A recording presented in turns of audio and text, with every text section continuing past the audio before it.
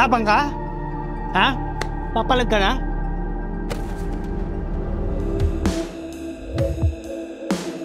Nandiyan po ba si Josefa, yung sa apartment for rent? Oo, ako si Josefa. Kayo ba yung kausap ko online? Maayos tsaka malinis na yung apartment. May mga gamit na rin pala. Pagtira nyo na lang. Parang ang daming lalaking labas-pasok dito sa unit na to. Di-school program kami ngayon. So, baka gabi na ako makauwi. Di ka ba pwedeng mawala kahit ngayong araw lang? Sayang naman. Dami ko sanang niluto. Ba't pa dami mo niluto? Ano bang meron? Birthday ko kasi. Nung hayop na yun. Sinabi ko naman birthday ko. Umalis pa din. Alam mo, total birthday mo naman. Gusto mo ba ma-experience? On the house na, hindi ka na magbabayad.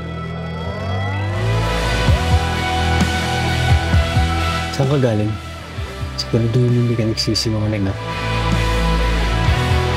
Lahat naman tayo parang belyes. Nagpapagamit ng katawan sa trabaho.